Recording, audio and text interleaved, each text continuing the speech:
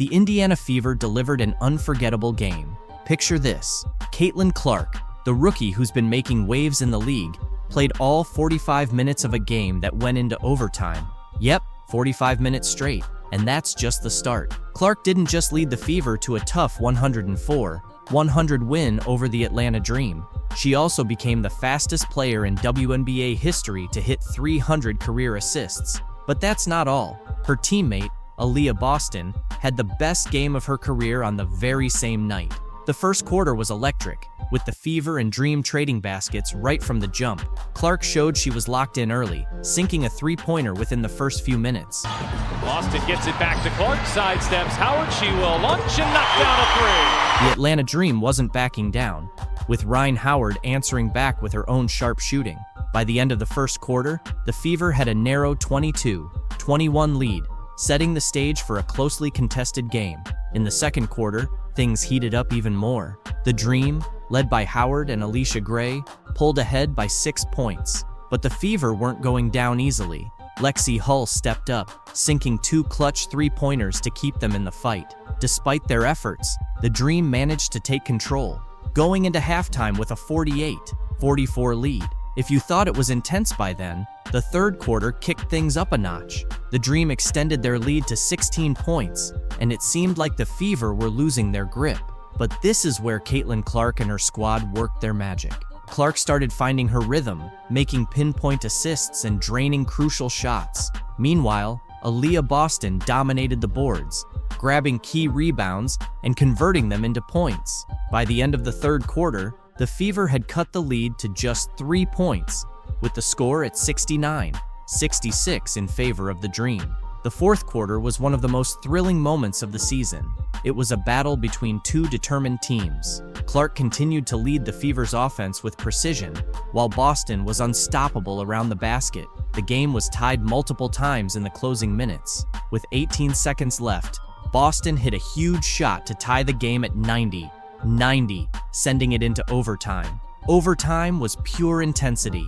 Clark and Boston kept up their dominance, but the Dream fought back hard. It was a back-and-forth exchange of baskets right up until the final seconds. In the end, Clark's composure at the free throw line sealed the Fever's 104-100 victory.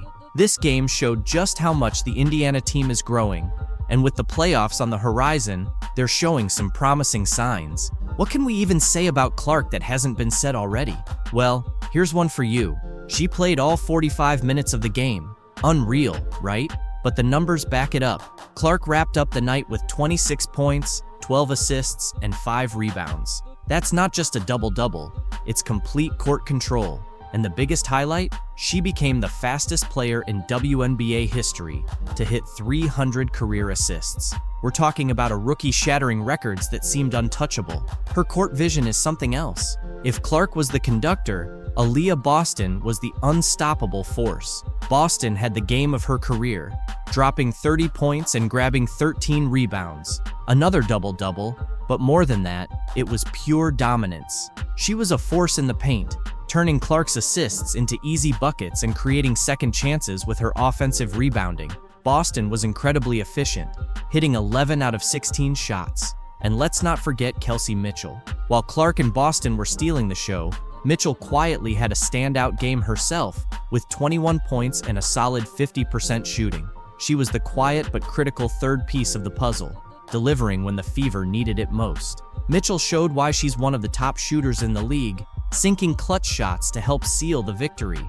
The trio of Clark running the show, Boston owning the paint, and Mitchell hitting from the outside is a combination that could take the Fever deep into the playoffs. And speaking of playoffs, with performances like this, the Fever are proving they're not just here to make up the numbers, they're here to compete for a title. A key moment in the game came in the third quarter when the Dream opened up a 16-point lead. That could have been the moment many teams threw in the towel, but not the Fever, and definitely not Clark. She kicked off a series of plays that completely turned the game around. She drained a three-pointer and followed it up with 2 quick assists to Boston. Just like that, the 16-point gap started to shrink. This was where Clark's championship mentality really showed. She didn't just rack up points, she elevated the play of her whole team. This game summed up the Fever season. Flashes of brilliance, some adversity, and overcoming challenges. But most of all, it showcased the heart and determination of this young squad, led by Clark and Boston. Maybe Caitlin Clark not playing for Team USA at the Olympics turned out to be a blessing in disguise. In her first WNBA game back after the break, she put on one of the best performances of her career. She definitely heard all the talk, not just from Diana, who said, "Reality is coming," but also from the Mercury's social media, where they claimed they'd prefer their 6-time gold medalist. Reality is coming. You look superhuman playing against 18-year-olds, but you're going to come with some grown women that have been playing professional basketball for a long time. I'm taking Paige. Next question. So if you had the #1 pick this year, you would take Paige over Caitlin? Absolutely.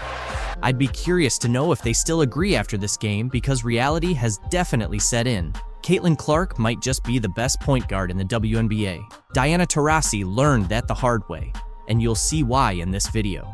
Right from the first play, Aliyah Boston shows she's in mid-season form, chasing down a missed 3 from Mitchell and putting up the first points for Indiana. On this next play, all 3 of the Fever's all-stars get involved. Clark makes an entry pass to Boston in the post, who quickly scans over her left shoulder and delivers a perfect bounce pass to Mitchell, cutting across the baseline, who finishes with a smooth reverse layup. You can really see the chemistry between Clark and Boston here.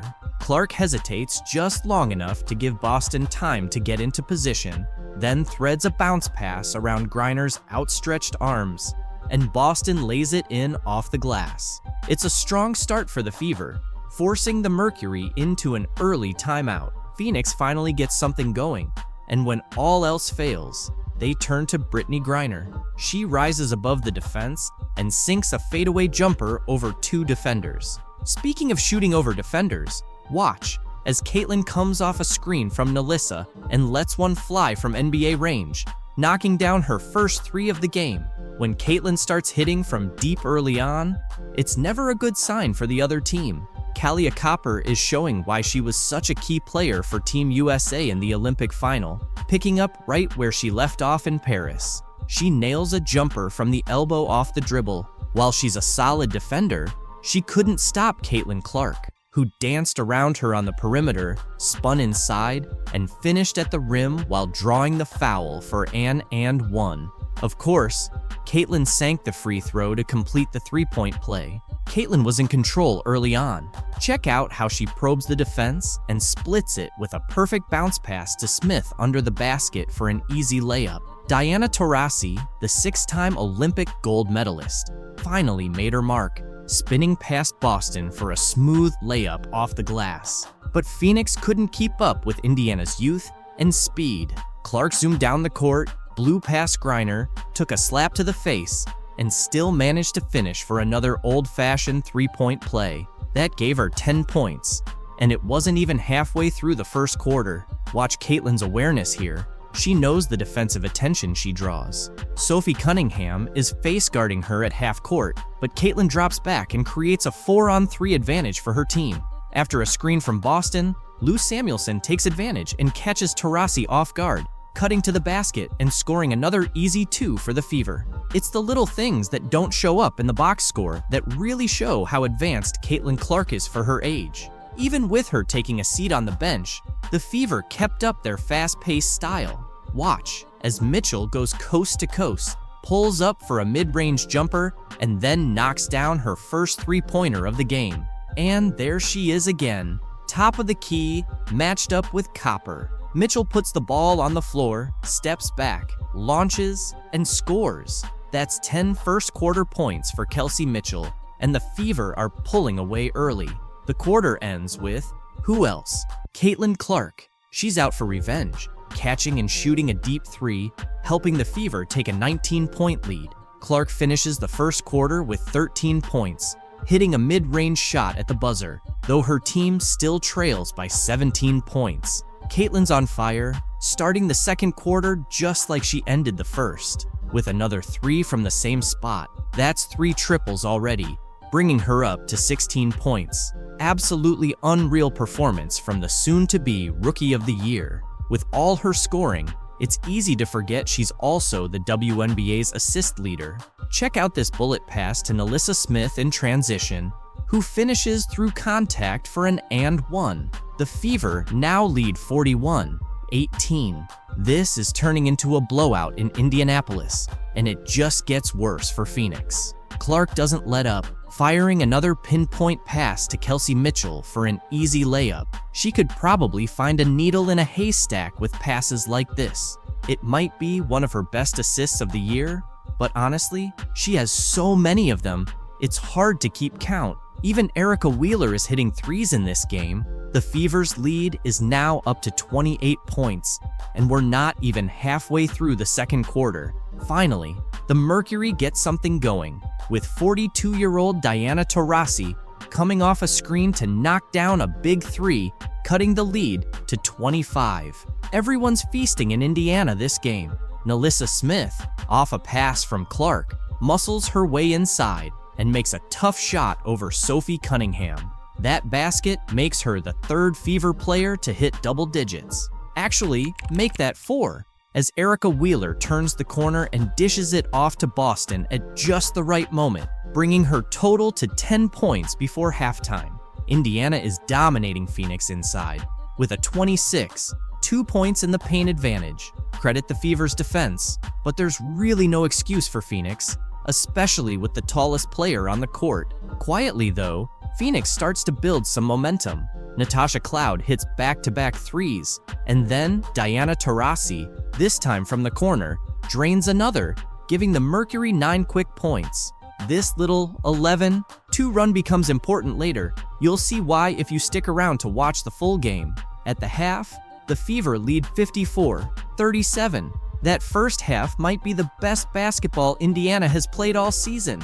Everything we talked about, playing too slow, not playing to Caitlin's strengths, was the complete opposite today. Caitlin was able to play at her Iowa-style fast pace, outrunning the older Phoenix team and taking advantage of the Fever's youth. Clark was phenomenal, putting up 16 points, 4 rebounds, and 5 assists in the first half alone. Boston, Mitchell, and Smith all chipped in with over 10 points each. But it all started with Caitlin.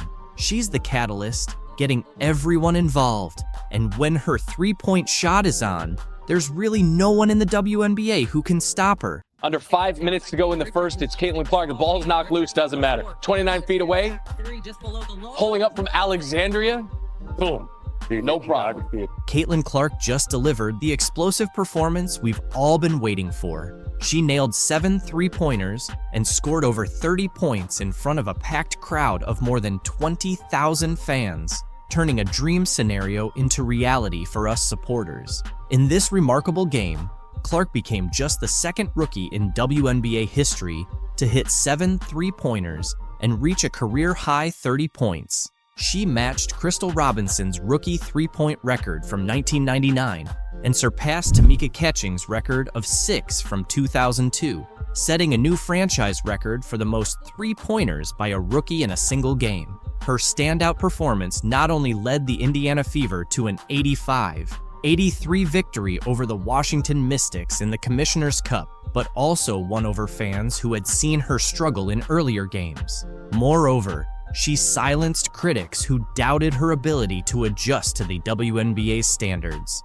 The game, which was moved to Capital One Arena to accommodate the high demand to see the top draft pick, saw Clark shine in front of a record-breaking crowd of 20,333. This was the largest attendance for a WNBA game since the 2007 finals and the second best performance since 1999. Clark also added 8 rebounds, 6 assists, and a career-high 4 steals to her impressive stats. At this time 1 week ago, we were gearing up for Caitlin Clark to go against Angel Reese for the first time in their WNBA careers. And by the time the Fever Sky game was over, the conversation had changed to Kennedy Carter's foul on Clark, a foul the WNBA would later upgrade to a flagrant foul 1 the very next day, and it was a foul that launched 1,000 takes. Caitlin Clark has made history as just the second rookie to score over 30 points, grab more than 5 rebounds, dish out over 5 assists, and hit more than 5 three-pointers in a single game. She also became the fastest WNBA player to reach 200 points and 75 assists. Achieving this in just 12 games and surpassing Sue Bird's record of 14 games. "It felt great to shoot well. Even my misses felt close," Clark said after the game. "It was nice to have a night like this. Overall, we shot the ball really well. 16 made threes. I still see so many areas where I can improve, and I think that goes for our entire team." Clark is determined to maintain her high level of play, knowing she hasn't reached her peak yet. Her standout performance also led the Fever to deliver the Mystics their 11th consecutive loss, marking the worst start in the franchise's history. Kelsey Mitchell, Clark's backcourt partner, added 16 points, 4 assists, and 3 steals. Both Aliyah Boston and Nalissa Smith contributed 10 points each. The team secured their second Commissioner's Cup win, moving to a 2-1 record in the competition.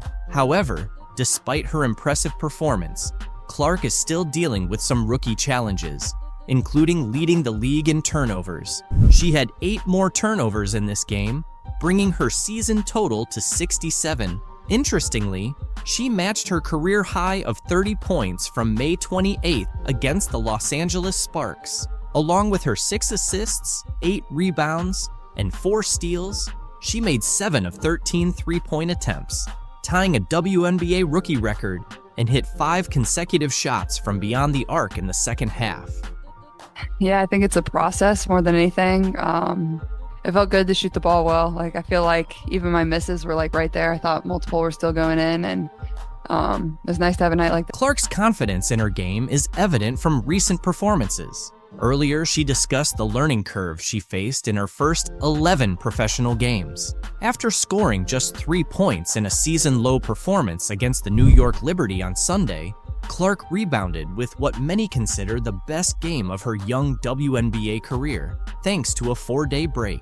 During this time off, Clark mentioned that the Fever took the opportunity to refine their set plays and practice against ball screen blitzes that had been challenging them. Against the Mystics, Clark found space to create off those screens, explaining, "As a shooter, once you see 1 or 2 shots go in, the basket just seems bigger and bigger." Indiana head coach Christy Sides noted that the strategy to get Clark more action off screens was deliberate, aiming to reduce her workload.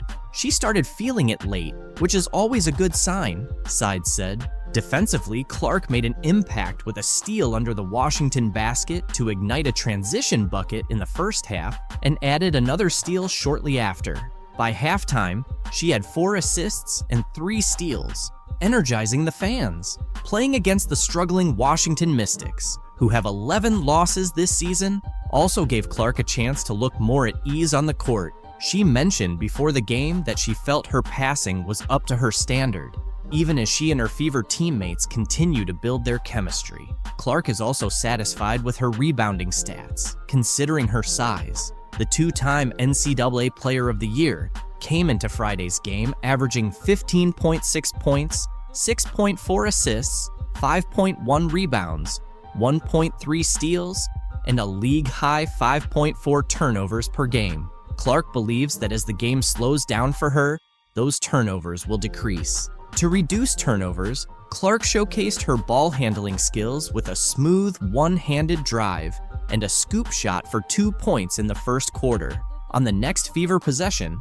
she demonstrated her court vision with a give and go with second-year forward and 2023 top draft pick Aliyah Boston. Despite this, some flaws in Clark's game from the first 6 weeks of her professional career were evident on Friday. In the first quarter, she was stripped by fellow rookie Julie Van Loo, who then hit a transition three-pointer before Clark could recover. Clark responded with a step-back three-pointer near the Mystics logo. With the Fever starting 3s in 9, Clark is gaining a clearer understanding of how much experience counts in the WNBA. She offered some realistic insights into her situation, noting, "If you're the #1 pick, you're probably going to a team that didn't have the best year before.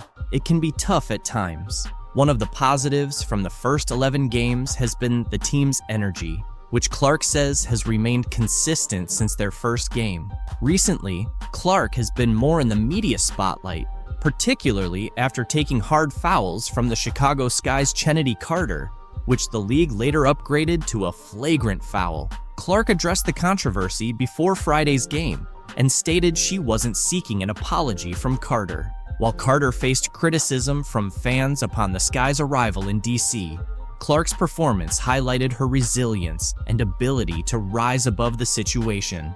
And she's having a tremendous season.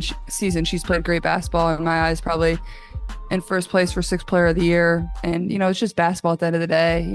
There's no grudges. There's nothing like that. It's a sport. It's competitive. It's not going to be nice all the time. That's not what basketball is. And I think people that play that at the highest level understand that. Clark acknowledged that she was fully aware of the physical challenges she would face in the WNBA. Maybe some people didn't understand the circumstances, she said. Clark continued, "You're starting a new chapter and a new phase of your career as a professional athlete. It's not going to click overnight. That's just not how it works." Clark has been emphasizing this since the beginning of her WNBA career, but both she and her fans are well aware of her exceptional talent and quick learning abilities. She plays in front of sold-out crowds in large arenas, and the excitement only seems to grow with each game. While Angel Reese might not see it now, it's Caitlin Clark who has made the WNBA the talk of the town, drawing record-breaking crowds and increasing viewership for fans watching from home. Not a flagrant foul penalty one, which it probably should have been upon review, at least by our account. You could have gotten Reese for a personal, but can also see that being a no call. Fans are really upset that nobody from Caitlin Clark's team is there to back her up as she faces tough times on the court. It's unfair for Caitlin and pretty sad from Angel Reese's perspective. While many NBA and WNBA veterans have shown their support for Clark, Angel McCoughtry took it to the next level. She's offered herself to the Indiana Fever, ready to come in and defend Clark. Caitlin, she's a great player. I'm a fan of her. I think are girls jealous? I don't know. She got $28 million from Nike. She's getting a $28 million deal from Nike, which is huge considering that half of the WNBA players won't even make $1 million in their entire careers. A retired 5-time WNBA All-Star has stepped up, offering to be Caitlin Clark's bodyguard as she keeps getting targeted by other players. Angel McCoughtry, now 37, weighed in on the recent buzz surrounding Caitlin Clark after Chennedy Carter's cheap shot on Saturday. Clark's fans are hoping for someone to step in and protect the Indiana Fever star since her current teammates aren't doing much. Speaking with TMZ Sports, McCoughtry said she's willing to come out of retirement to be Clark's bodyguard if the Fever needs one. She's got more than just a tough attitude on the court. The 2-time WNBA scoring champion, drafted first overall in 2009, sounds ready for a fight. Lead. McCoughtry skying in, able to finish in the foul. Take care of your players, all of y'all, McCoughtry said. Take care of your players. All of y'all. I don't care who it is. McCoughtry said it boldly, showing her willingness to join the Indiana Fever to defend and support Caitlin Clark. Former NBA players and others in the basketball community have raised concerns about protecting Clark as some WNBA players try to gain a physical and psychological edge over her. Fellow WNBA players seem to think they can make a name for themselves by targeting Caitlin Clark. Meanwhile, Fever teammates have passively watched as Clark gets pushed around on the court. During Saturday's win over the Chicago Sky, Fever players stood by as Chennedy Carter unnecessarily hip-checked Clark on an inbound pass. Since that dirty play, no Fever teammates have stepped up to defend Clark or voiced their support. McCoughtry added, "I don't care who it is. If somebody's dragging your player down by the neck, I'm in your face. What the hell are you doing? Hey, we could go have lunch later, but right now, we're competing. Don't grab my player like that." I'm gonna step up for you. Somebody get my teammate face. Here I am.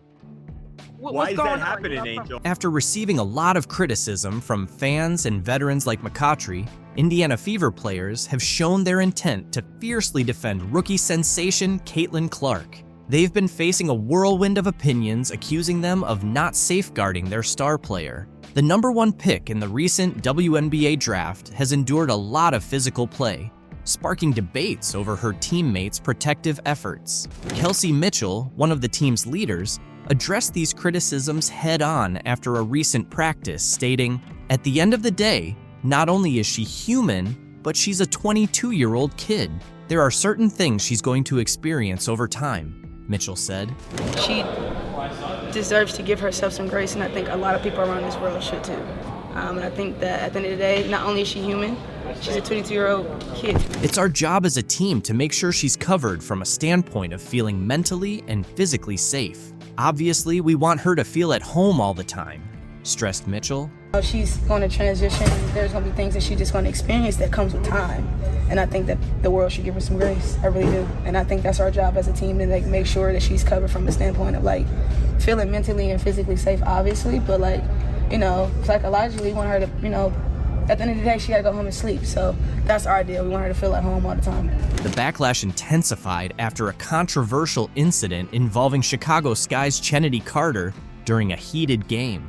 Carter shoved Clark to the ground, and the Fever players were criticized for their slow response and lack of confrontation towards Carter's antics. Angel Reese and other Sky members even applauded the cheap shot, highlighting the contrasting reactions between the two teams. This behavior has alarmed many, including politicians. Indiana Representative Jim Banks is demanding answers from the WNBA to ensure Clark is protected from such incidents. Banks sent a letter to Kathy Engelbert, the WNBA commissioner, seeking details on the league's plans to safeguard Clark.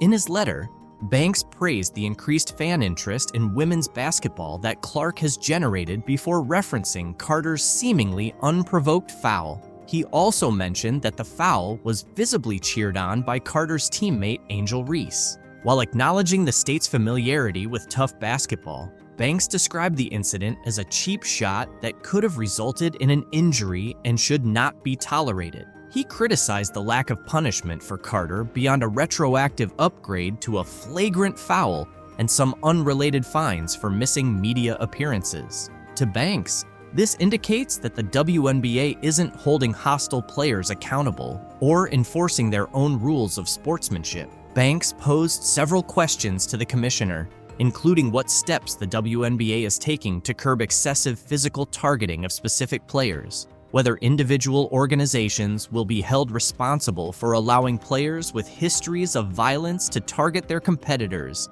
and if repeatedly diminishing fellow players' talents benefits the league's overall success. He also asked if it is inspiring to young female athletes to see players like Caitlin Clark physically targeted for their success. There's no question that many WNBA players have struggled to hide their resentment towards Clark for the attention and money she generates through endorsement deals. The WNBA's only hope of achieving lasting relevance in the broader sports landscape is by creating and sustaining stars. Clark is essentially the first star of this magnitude the league has had in years, if not ever. It is not in the league's best interest to allow other players to target her, especially if that targeting leads to injury. Banks' questions are crucial, and the WNBA's answers may be even more so. What an incredible talent she is, 2 Final Fours, leading scorer, history of college basketball.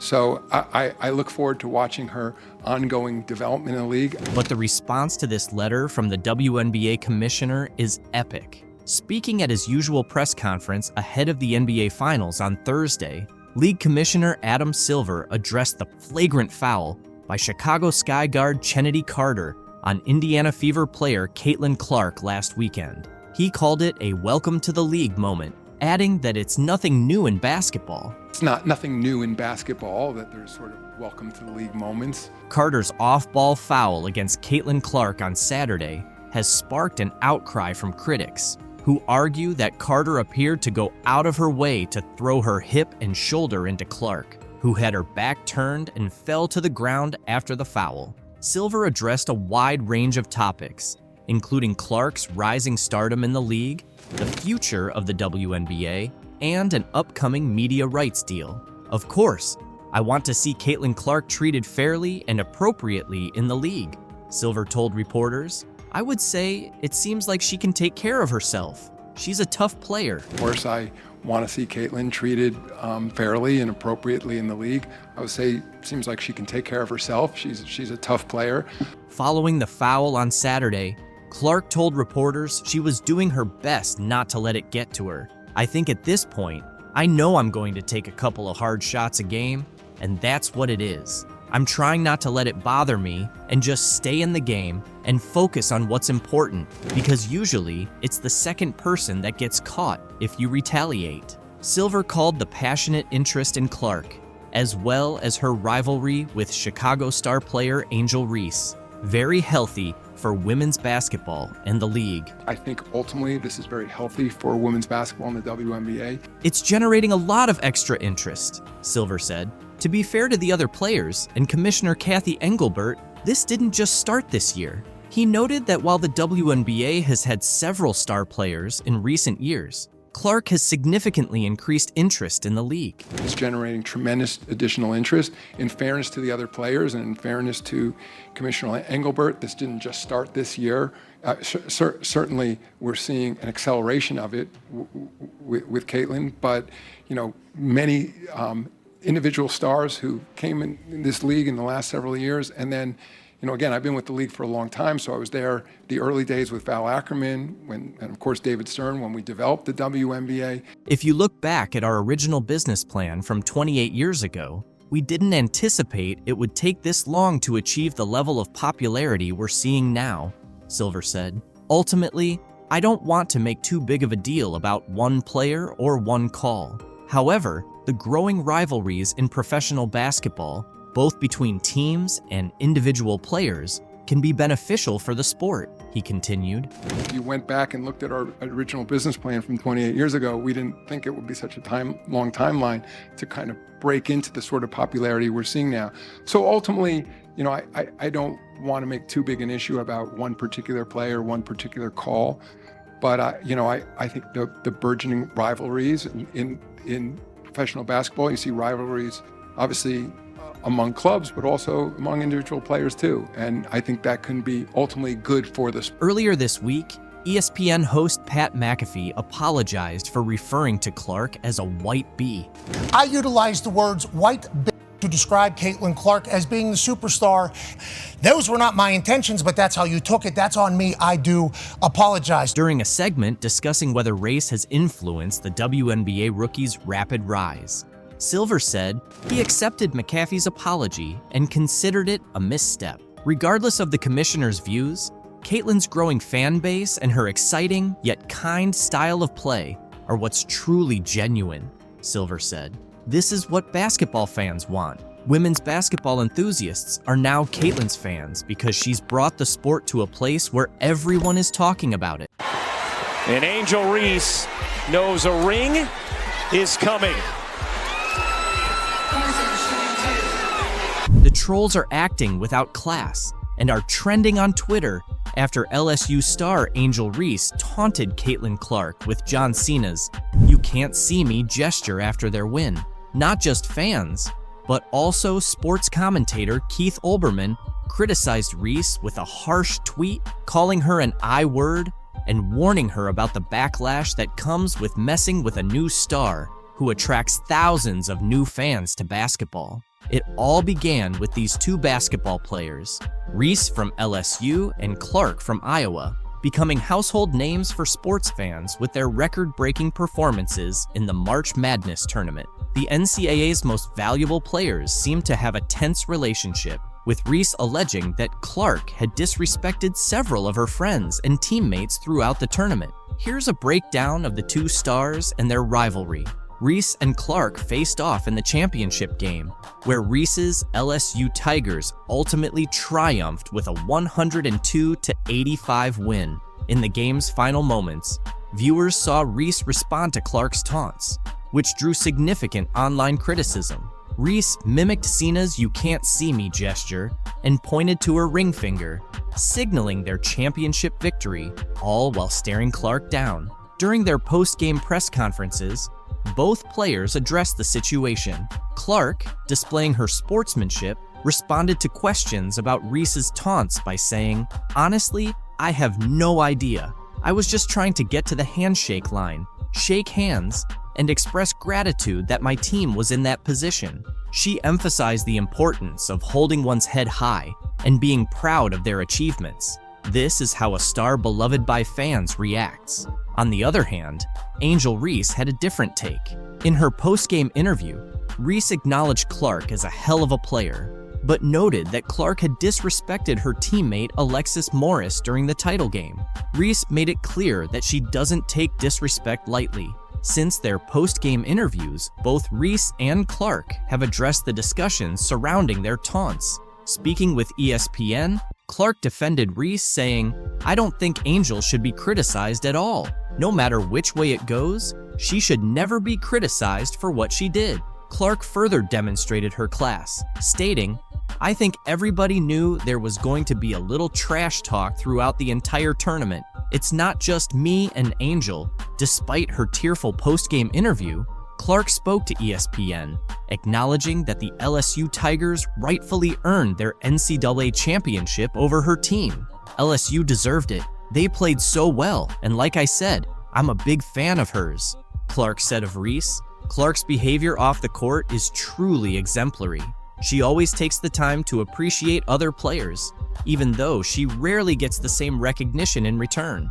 ESPN reported that Dr. Jill Biden was thinking about inviting both teams from the title game to the White House. This would be the first time the runner-ups were included in the celebratory visit. "So, I know we'll have the champions come to the White House. We always do," Jill said, according to CNN. "We hope LSU will come, but I'm going to tell Joe I think Iowa should come too because they played such a good game." Reese shared the link to ESPN's story and added a joke with 3 laughing emojis, saying, "Can you see the jealousy and the hate?" Really need to recognize what's going on, the success of the league, and when it comes to Caitlin Clark, they need to quit being quote-unquote petty and hating on Caitlin. And they just can't do it. Angel Reese just can't do it. The First Lady eventually decided against inviting both teams, but the damage had already been done, according to Reese and the LSU Tigers. Stuff like that bothers me because, at the end of the day, you're a woman and you're supposed to be standing behind us, Reese said on the I Am Athlete podcast. "It's hard to see things like that and not comment back on it." Reese continued, "I'm not going to lie to you. I don't accept the apology. You can't take back certain things you say. You felt like they should have come because of sportsmanship, right? They can have that spotlight. We'll go to the Obamas. I'm going to see Michelle. I'm going to see Barack." Reese's comments sparked reactions from Caitlin's fans, who roasted Reese as a result. After the Chicago Sky beat the New York Liberty 90-81 on Thursday night, Reese, a former LSU star, appeared to take a dig at Caitlin Clark in a now-deleted tweet. Reese has been crucial to the Chicago Sky's success, contributing an impressive 35 points in 2 of the first 3 victories of the season. Following their latest win, Reese tweeted, "And that's on getting a win in a packed area, not just because of one player on our charter flight," which many speculated was aimed at Clark, the standout rookie for the Fever. Clark's transition to the professional level has undeniably contributed to the growth of the WNBA, bringing in charter flights for the league. Several basketball fans did not take kindly to Reese's comment. One fan mocked her college GPA, saying, "That 1.8 GPA showing LOL," while another said, "Angel should be thankful to Caitlin Clark because she's the main reason behind the great attention the WNBA's getting right now. She should be more grateful." Others looked forward to June 1st when Reese would face Clark's team, with one fan asking, "Why is she so obsessed with Clark? I haven't seen Clark bring up Reese once." Other fans labeled many women players as haters of Clark, noting, "It's truly amazing how much these women hate Clark, LOL." Reese's profile rose because of the rivalry. Otherwise, she might have been just another WNBA player. One fan even challenged the vague meaning of her tweet, saying, "What did she say? I read the tweet 10 times and still can't understand what she's trying to say." Despite the intense competition and scrutiny surrounding their games, Reese has tried to show some respect for Clark. In April's highly anticipated LSU-Iowa March Madness matchup, Reese clarified that there was no animosity between her and Clark. After LSU's loss to Iowa in the Elite Eight, the two players shared a hug in the handshake line, with Reese whispering encouraging words to Clark. Reese revealed that Clark told her to continue being a great player, and Reese reciprocated by encouraging Clark to keep elevating the game and win it. This moment highlighted the respect and admiration they have for each other as athletes, despite their fierce competition on the court.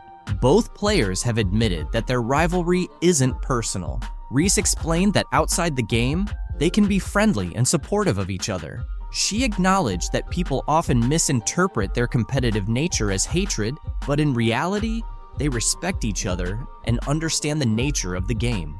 However, recent events paint a different picture. Reese recorded an impressive stat line with 17 points and 20 rebounds in 36 minutes before fouling out with under 2 minutes left in the fourth quarter. On the other hand, Clark delivered a stellar performance, finishing with 41 points, including 9 three-pointers, 12 assists, 7 rebounds, 2 steals, and 1 block, leading Iowa to the Final Four. It is still a team game, and but I'm rooting for Caitlin because I've been in that seat before. I've walked that road before. I hope she kills. LeBron James has chosen to focus on the positive impact Caitlin Clark is having on the WNBA in her rookie season, despite the early struggles and criticism faced by players like Angel Reese. James praised Clark for boosting interest and viewership in women's basketball, highlighting her significant contributions to the sport's growth. The one thing that I love that she's bringing to her sport is that more people want to watch, more people want to tune in. Don't get it twisted. Caitlin Clark is the reason a lot of great things are going to happen for the WNBA, James said. James is absolutely right. Clark's impact is substantial. She is a major reason behind the increased viewership and support for women's basketball. Her arrival in the WNBA has led to more nationally televised games and the introduction of charter flights for WNBA teams, changes that players like Angel Reese might not like because they envy Caitlin's stardom. Share your thoughts about Clark's growing stardom in the comments below.